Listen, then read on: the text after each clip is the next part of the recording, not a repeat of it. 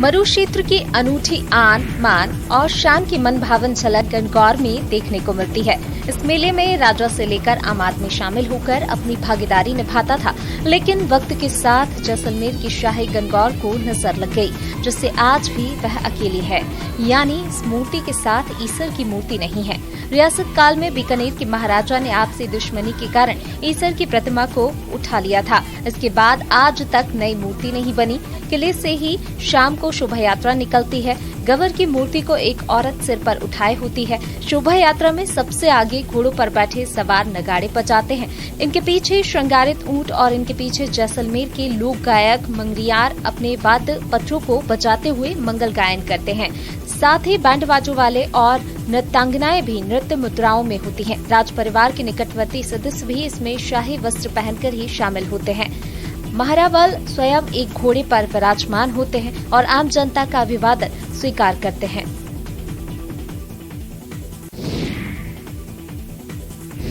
Asia का सबसे बड़ा ट्यूलिप गार्डन पर्यटकों के लिए खोल दिया गया है, जिसका उद्घाटन उपराज्यपाल मनोज सिन्हा ने किया। श्रीनगर की प्रसिद्ध डल झील के किनारे बने इस ट्यूलिप गार्डन में 15 लाख से ज्यादा फूल हैं। पर्यटक इस साल ट्यूलिप की 4 नई किस्मों के अलावा 15 लाख से अधिक खिले ट्यूलिप को निहार सकेंगे। ट्यूलिप गार्डन पर्यटकों के लिए हर दिन सुबह 9 बजे से शाम 7 बजे तक खुला रहेगा। एशिया के सबसे बड़े ट्यूलिप गार्डन में ट्यूलिप की 68 किस्मों के अलावा डैफोडिल, जलकुंभी, मस्करी के आकर्षक फूल आकर्षण का केंद्र रहेंगे। लेकिन इस बार उद्यान को और ज्यादा आकर्षित करने के लिए विशेष प्रबंध किए गए हैं। श्रीनगर के प्रसिद्ध डल झील के किनारे जबर वन की पहाड़ियों की तलहटी में स्थित ट्यूलिप गार्डन लगभग 30 हेक्टेयर भूमि में फैला हुआ है। पिछले साल यहाँ 3,60,000 लोग आए थे, जो कि खोले के जाने के बाद से सबसे ज्यादा है। झीलों की नगरी उदयपुर में प्रकृति और पक्षी प्रेमी ललित लोहार ने गौरैया के संरक्षण के लिए अनूठी पहल शुरू की है। उन्होंने अपने घर में 70 से अधिक घोंसले बनाकर लगाए हैं। विश्व गौरैया दिवस के उपलक्ष्य पर खुशी की बात यह है कि अधिकतर घोंसलों में गौरैया के अंडे और बच्चे मौजूद हैं। गौरैया और उनके बच्चों की चहक और अटकेलियां से पक्षी प्रेमी ललित का घर लोगों के लिए आकर्षण का केंद्र बन गया है। ललित ने घोंसले इस प्रकार से बनाए हैं कि जो कि आसानी से गौरैया को अपनी ओर आकर्षित कर सके। ललित दूसरे लोगों को भी घरों में गौरैया के संरक्षण के लिए घोंसले बनाने के लिए प्रेरित कर रहे हैं। ललित का मानना है कि इस प्रकार की सभी लोग पहल करें तो पक्षी संरक्षण की दिशा में महत्वपूर्ण आयाम स्थापित किए जा सकते हैं। गौरैया आदि पक्षियों के घरों में रहने से सकारात्मक ऊर्जा मिलती है। लगभग बीच में न्यूज चैनल और मीडिया से के माध्यम से पता पड़ा कि गौरैया बिल्कुल विलुप्त हो चुकी है, तो उसको संरक्षण के लिए मैंने लगभग 8 वर्ष पूर्व यहाँ पे अपने प्रयास से यहाँ पे घोंसले लगाए चिड़िया के। उसके अंदर सभी के अंदर उन्होंने बच्चे दे रखे, किसी में अंडे दे रखे, किसी में बच्चे तैयार होकर उड़ चुके हैं, तो उनको देखकर अलग ही अनुभूति होती है।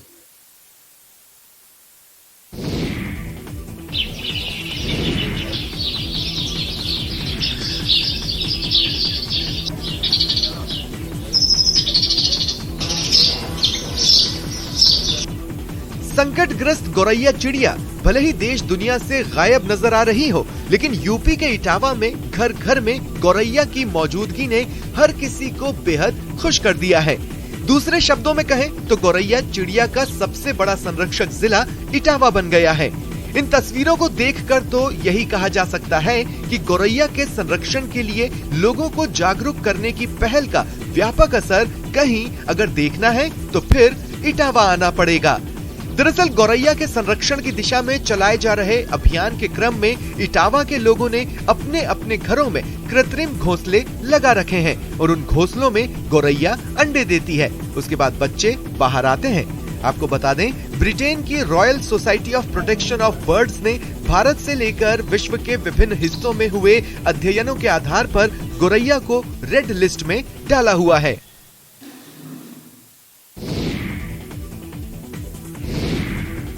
चूरू के आगार के रोडवेज बस के कंडक्टर ने और ड्राइवर ने ईमानदारी की मिसाल पेश की है। रोडवेज बस में लावारिस हालत में पड़े बैग में 2.5 लाख रुपए मिलने के बाद भी उनका ईमान नहीं डोला। बस कंडक्टर ने रुपयों से भरा बैग यात्री और अधिकारियों की मौजूदगी में कोतवाली पुलिस को सुपुर्द कर दिया। चूरू आगार प्रबंधक सीपी शर्मा ने बताया कि बस यात्री मोहर सिंह गांव झुम्पा राजगढ़ का रहने वाला है, जो गांव में रेहड़ी पर गोलगप्पे बेचता है। वो चूरू आगार के जयपुर से चंडीगढ़ चलने वाली रोडवेज बस से चूरू की तरफ आ रहा था। यात्री ने बताया कि जयपुर में किसी महिला ने उसे नशीला पदार्थ सूंघा दिया, ऐसे में वो सुध-बुध खो बैठा। बस के चूरू रुकने के बाद यात्री मोहर सिंह रुपए से भरा हुआ बैग बस में ही छोड़कर रवाना हो गया। नशा कुछ कम होने के बाद बैग नहीं मिलने पर वो घबरा गया। इस पर चूरू रोडवेज बस स्टैंड पहुंचा, जहां प्रबंधक यातायात मनीष कुमार को पूरी बात बताई। इस पर उसने बस चालक बलबीर सिंह को फोन कर बैग के बारे में पूछा तो कैबिन में सुरक्षित रखा होना बताया गया। बैग खोलकर देखा गया तो उसमें नकद रुपए भी थे। परिचालक बलबीर सिंह और चालक रविंद्र ने ईमानदारी का परिचय देते हुए कोतवाली पुलिस के एएसआई जयवीर सिंह के समक्ष रुपए और सामान भरा हुआ बैग लौटा दिया। थार महोत्सव और निरोगी राजस्थान कार्यक्रम के तहत बाड़मेर जिला मुख्यालय पर निजी कंपनी की ओर से बाड़मेर मैराथन का आयोजन किया। इसमें हजारों की संख्या में युवाओं, बुजुर्गों और महिलाओं ने दौड़ लगाकर स्वस्थ और फिट रहने का संदेश दिया। लेकिन सबके आकर्षण का केंद्र रहे तीसरी कक्षा में पढ़ने वाली 8 वर्षीय वसुंधरा चौधरी, 76 वर्षीय सेवानिवृत्त कमांडेंट अचला राम चौधरी। दोनों ने ही युवाओं के साथ एक ही रफ्तार में दौड़ लगाकर मैराथन को पूरा किया। मासूम वसुंधरा चौधरी ने महिला वर्ग में दूसरा स्थान प्राप्त किया। मैराथन में भाग लेने के लिए सुबह 6 बजे से ही चौहटन चौराहे पर युवाओं की भारी भीड़ मैराथन शुरू होने का इंतजार करती नजर आई, जहां पर बाड़मेर जिला कलेक्टर लूक बंधु और जिला प्रमुख महेंद्र चौधरी ने पहले महिलाओं की मैराथन दौड़ को हरी झंडी दिखाकर रवाना किया। उसके बाद युवाओं की भीड़ को हरी झंडी दिखाकर मैराथन का शुभारंभ किया। साथ ही जिला और पुलिस प्रशासन के अधिकारियों ने भी युवाओं की हौसला अफजाई करने के लिए इस मैराथन में भाग लेकर दौड़ लगाई। शहर की चौहटन चौराहा अम्बेडकर सर्कल से शुरू हुई 6 किलोमीटर की दौड़ सर्किट हाउस आकर समाप्त हुई, जिसमें आर्मी, एयरफोर्स, सीमा सुरक्षा बल, पुलिस सहित हजारों की संख्या में युवाओं ने भाग लिया। मैराथन दौड़ में पुरुष वर्ग में धावक दीपाराम ने प्रथम स्थान हासिल किया।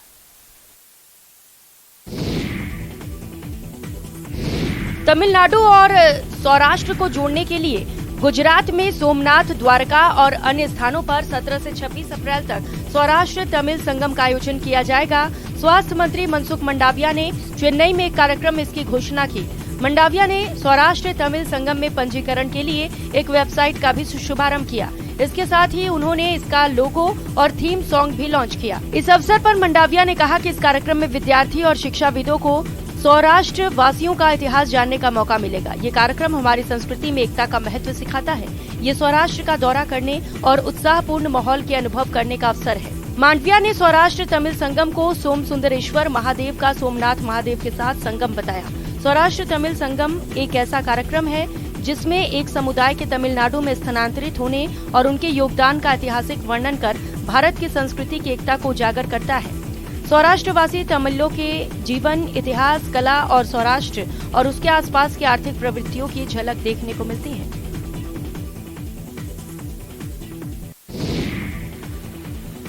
बाबा केदारनाथ धाम के कपाट 25 अप्रैल 2023 को श्रद्धालुओं के दर्शनार्थ खोले जाने हैं। इसे लेकर प्रशासन की तैयारियां जोरों पर हैं। लेकिन केदारनाथ में बीते कुछ दिनों में मौसम में हुए बदलाव ने प्रशासन की मुश्किलें बढ़ा दी हैं। एक ओर जहां कर्मचारियों द्वारा केदारनाथ धाम के रास्तों से लगातार बर्फ हटाई जा रही है, वहीं दूसरी ओर रोजाना हो रही बर्फबारी से मुश्किलें बढ़ रही हैं। जिला प्रशासन ने सभी विभागों को मार्च के अंत तक अपनी तैयारियां पूर्ण करने के निर्देश दिए हैं। इसके साथ ही श्रद्धालुओं को यात्रा में किसी भी तरह की परेशानी न हो, इसके लिए लगातार बैठकें की जा रही है। जी बिल्कुल, कुछ दिनों से मौसम खराब होने की वजह से लगातार केदारनाथ धाम में बर्फबारी हो रही है और हमारा जो ट्रैक रूट है उस पर भी काफ़ी बारिश हो रही है। तो इसमें हमारी जो टीम वहाँ पर पहुँच गई है वो लगातार बर्फ हटाने का काम तो कर ही रही है, परंतु कुछ ऐसे निर्माण कार्य हैं जो हमारे अभी प्रभावित हो रहे हैं मौसम खराब होने की वजह से।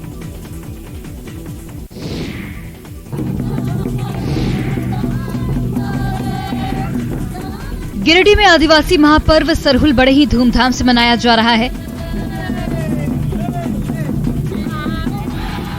जंगलों के पेड़ों में जब नए पत्ते, फल और फूल आते हैं तब इसकी खुशी में सरहुल पर्व मनाया जाता है। इस दौरान पारंपरिक तरीके से पूजा पाठ और आदिवासी नृत्य कर प्रकृति का स्वागत किया जाता है। सरहुल मध्य पूर्व भारत के आदिवासियों का एक प्रमुख पर्व है जो झारखंड, छत्तीसगढ़, उड़ीसा, बंगाल और मध्य भारत के आदिवासी क्षेत्र में मनाया जाता है। ये पर्व मुख्य रूप से मुंडा, भूमिज और आदिवासियों की ओर से मनाई जाती है। ये उनके भव्य उत्सवों में से एक है। चैत्र महीने के तीसरे दिन चैत्र शुक्ल तृतीया पर मनाया जाता है। पर्व नए साल की शुरुआत का प्रतीक है।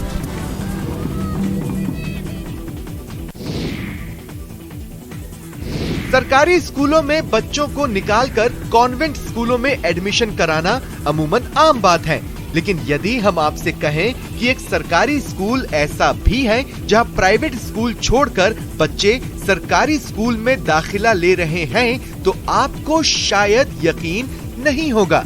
जी हां, उत्तराखंड के बागेश्वर में स्थित राजकीय आदर्श प्राथमिक विद्यालय कपकोट आज अपनी एक अलग मिसाल पेश कर रहा है। प्राथमिक विद्यालय कपकोट में एडमिशन के लिए कितनी मारामारी है, इसका अंदाजा इसी से लगाया जा सकता है कि 40 सीटों के लिए अब तक 300 आवेदन आ चुके हैं। हाल के दिनों में इस स्कूल के 22 बच्चे सैनिक स्कूल के लिए चयनित हुए। क्वालिटी एजुकेशन के लिए फेमस इस स्कूल में अब हर कोई छात्र एडमिशन लेना चाहता है। आज यह सरकारी स्कूल रोज नई बुलंदियां छू रहा है।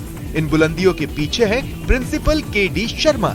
साल 2016 में जिन दिनों टीचर शर्मा की नियुक्ति हुई, तब स्कूल मात्र टीन शेड में चलता था और स्कूल में लगभग 30 बच्चे पढ़ते थे। अभिभावक अपने बच्चों को पढ़ने के लिए दूसरे स्कूलों में भेजते थे। शिक्षा को लेकर बहुत ही निराशा भरा माहौल था, लेकिन शिक्षक की कड़ी मेहनत से आज ये स्कूल किसी भी आधुनिक स्कूल से कमतर नहीं है और आज इस स्कूल में 300 बच्चे अध्ययनरत हैं। पहाड़ का यह प्राइमरी स्कूल गुणवत्तापूर्ण शिक्षा से बदहाल व्यवस्था को नई उम्मीद दे रहा है।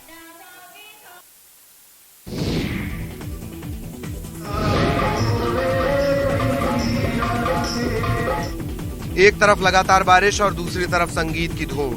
छत्तीसगढ़ के कबीरधाम जिले में 2 दिवसीय भोरमदेव महोत्सव का आगाज हो गया। पहले दिन देश विदेश से आए नामचीन कलाकारों ने अलग अलग विधाओं में महोत्सव में समा बांध दिया। पारंपरिक लोक संगीत की धुनों के अलावा कव्वाली और भजनों पर लोग झूमते रहे। इस दौरान सबसे खास रही जिला कलेक्टर जन्मेजय महबूबे की गीत प्रस्तुति। बॉलीवुड गायक जाकिर हुसैन के आग्रह पर उन्होंने अपने चिर परिचित अंदाज में याराना फिल्म का गाना भोले गाया तो लोग झूमने लगे। महोत्सव का आगाज वैदिक मंत्रोच्चार और दीप प्रज्वलन के साथ हुआ।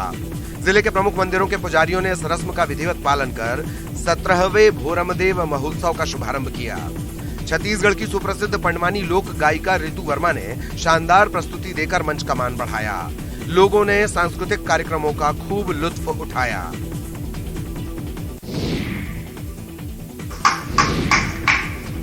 कन्नौज में सैकड़ों साल पुराने इत्र की खुशबू को उसकी सुंदरता बढ़ाने का काम कन्नौज में बने इत्रदान बखूबी कर रहे थे, लेकिन जैसे जैसे समय बढ़ता जा रहा है उसकी सुंदरता में कमी आ रही है। कारण है महज गिने चुने कारीगर ही कन्नौज में हाथों से निर्मित इस इत्रदान का काम कर रहे हैं और अब इस इत्रदान को बनाने में बहुत सारी समस्याओं का सामना उन कारीगरों को करना पड़ रहा है। इत्रदान कारीगर पप्पू और उनके भाई बताते हैं करीब 150 से 200 साल पुराने इस कारोबार को उनकी पीढ़ी दर पीढ़ी कर रही है, लेकिन बीते कुछ समय से यह काम कम होता जा रहा है। काम के सही दाम भी नहीं मिलते और न ही इत्रदान बनाने वाली लकड़ी मिल पाती है। इत्रदान बनाने वाला सभी सामान लगातार महंगा हो रहा है। इस एक इत्रदान को बनाने में 3 दिनों का वक्त लगता है। इत्रदान पूरा हाथ से ही बनाया जाता है। इत्रदान के ऊपर कारीगरी कर तारों से नामों को लिखा जाता है और अच्छी अच्छी डिजाइन भी दी जाती है। इसकी मांग पहले देश विदेशों में थी, लेकिन अब मशीनों से बने बक्सों ने इस पर बहुत प्रभाव डाला है। लोग सस्ते के चलते बाहर से आने वाले इन इत्रदानों को लेते हैं। हथकरघा हस्तशिल्प कारोबार से जुड़े कारोबारियों को प्रोत्साहन देने के लिए हिमाचल प्रदेश सरकार लगातार प्रयास कर रही है। बेहतरीन कार्य करने वाले हथकरघा हस्तशिल्प कारोबारियों को सरकार सम्मानित कर रही है, लेकिन पिछले 50 सालों से चंबा की धरोहर चंबा रुमाल बचाने वाली दमयंती को सरकार की तरफ से आज तक कोई सम्मान नहीं मिला, जिसका उन्हें मलाल है। लेकिन उन्हें इस बात की खुशी है कि वो अपनी धरोहर को बचाने में एक अहम भूमिका निभा रही हैं। चंबा की 70 वर्षीय दयावंती पिछले 50 वर्षों से चंबा की धरोहर चंबा रुमाल को संरक्षण के लिए प्रयास कर रही है। दयावंती ने 1974 में चंबा रुमाल बनाने की हस्तशिल्प कला सीखी थी। उसके बाद से लगातार चंबा रुमाल बनाने का कार्य कर रही है। चंबा रुमाल को बचाए रखने के लिए वो अब तक सैकड़ों महिलाओं को हस्तशिल्प कला बनाने की ट्रेनिंग दे चुकी है। आपको बता दें कि चंबा रुमाल 100 से लेकर 50,000 तक का तैयार होता है। जब सुई धागे से बनाना ये दोनों तरफ एक जैसा आता है। मैंने आज तक कम से कम कोई 100 लड़कियों से लड़कियां महिला को काम सिखा चुकी हूँ। वो भी अपने अपने घरों में भी काम कर रही हैं। विश्व प्रसिद्ध हिम क्रीड़ा स्थल औली चमोली जनपद की सबसे सुंदर जगह में से एक है। यहाँ वर्ष भर पर्यटकों का आवागमन रहता है। विंटर में स्कीइंग के शौकीन लोग औली पहुँचते हैं, लेकिन औली अब धीरे धीरे वेडिंग डेस्टिनेशन के रूप में भी विकसित हो रहा है। 2019 में औली में गुप्ता बंधुओं की 200 करोड़ की शादी पूरी दुनिया में चर्चित रही। इस शादी के बाद हर किसी का ध्यान औली की तरफ जाने लगा। लोग अपने शादी समारोह और एंगेजमेंट की रस्में निभाने के लिए औली पहुंच रहे हैं।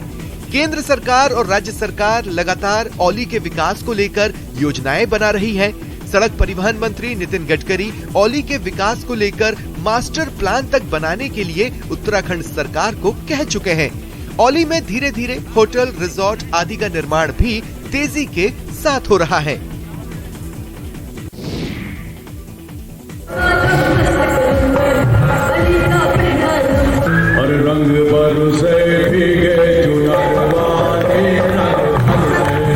मधुबनी में मिथिला महोत्सव का शानदार आगाज हुआ। डीएम अरविंद कुमार वर्मा और एसपी सुशील कुमार ने केक काटकर कार्यक्रम की शुरुआत की। महोत्सव में बॉलीवुड अभिनेता अमिताभ बच्चन के हमशक्ल कलाकार ने लोगों का खूब मनोरंजन किया।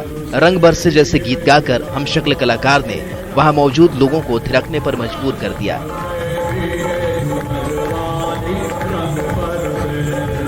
इसके बाद दमदार डायलॉग से भी सबका दिल जीत लिया।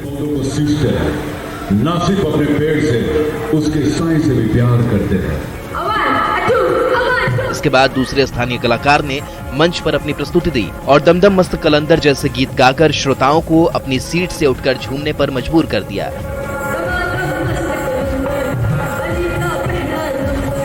कलाकारों की कलाकारी और प्रस्तुति ने सबका मन मोह लिया।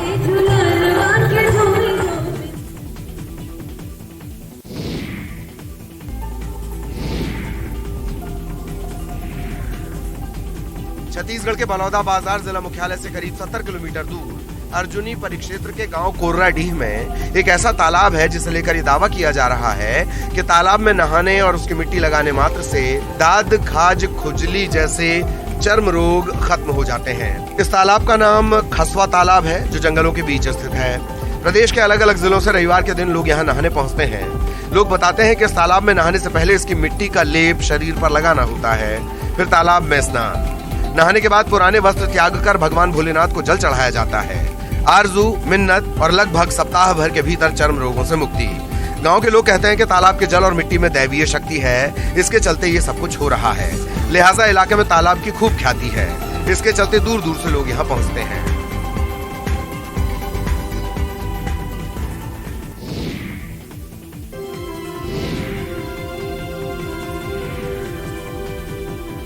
झाड़ियों के बीच बाघ के टहलने का यह वीडियो मध्य प्रदेश के देवास जिले के खिवनी अभयारण्य का है।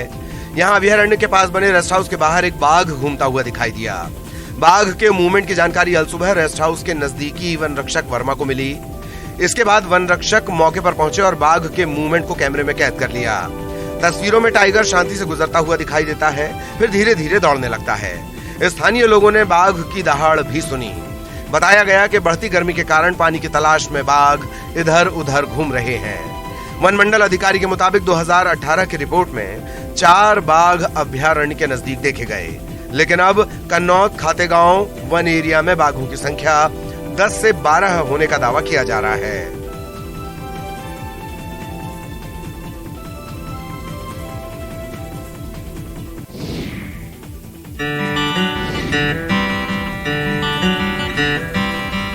मध्य प्रदेश के उज्जैन के विश्व प्रसिद्ध महाकालेश्वर मंदिर में वीआईपीज़ का आना लगातार जारी है, जहां 1 महीने के भीतर भारतीय क्रिकेट टीम के करीब आधा दर्जन खिलाड़ी बाबा महाकाल के दर्शन कर चुके हैं। सोमवार को भारतीय क्रिकेटर उमेश यादव महाकाल मंदिर पहुंचे। उमेश यादव सुबह 4 बजे होने वाली भस्म आरती में शामिल हुए। वे नंदी हॉल में बैठकर शिव आराधना में लीन दिखाई दिए। भस्म आरती के बाद वे गर्भगृह में पहुंचे, जहां उन्होंने बाबा महाकाल का जल और दूध से जलाभिषेक किया।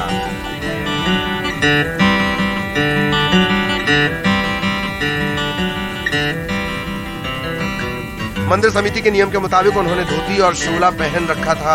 मीडिया से चर्चा में उन्होंने कहा कि बाबा महाकाल से प्रार्थना की है कि देश दुनिया में सुख शांति बनी रहे।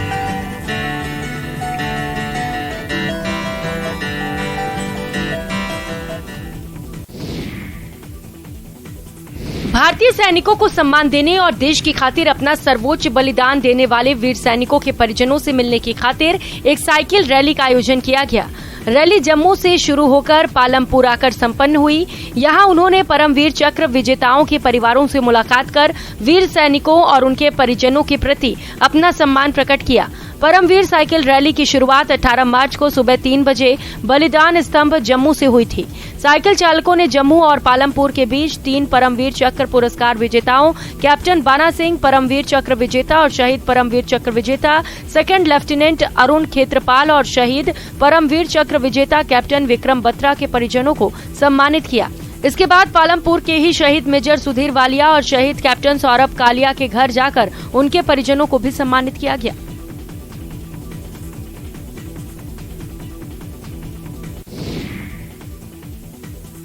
छत्तीसगढ़ के नक्सल प्रभावित कांकेर जिले में नक्सलियों ने जमकर उत्पात मचाया। यहां कोयली बेड़ा विकासखंड के घोर नक्सल प्रभावित ग्राम आलपरस में सड़क निर्माण में लगे 9 वाहनों को आग के हवाले कर दिया गया। नक्सलियों ने एक जेसीबी समेत 8 ट्रैक्टर को आग लगा दी। कांकेर एसपी शलभ सिन्हा ने बताया कि चिलपरस कैंप से 7 किलोमीटर के अंदर आलपरस गुंदुल जाने वाला मार्ग में प्रधानमंत्री ग्राम सड़क योजना के तहत सड़क का निर्माण ठेकेदार द्वारा किया जा रहा था। अभी 2 दिन पहले ही काम शुरू हुआ था। बताया जाता है कि इसकी सूचना पुलिस विभाग को नहीं दी गई थी, जबकि अंदरूनी इलाकों में हमेशा कोऑर्डिनेशन में काम करना पड़ता है। जब भी अंदरूनी इलाकों में काम होता है तो सुरक्षा की स्थिति का जायजा लिया जाता है। ऐसे में मौके का फायदा उठाकर नक्सलियों ने आतंक का परिचय दिया। मामले की जांच की जा रही है।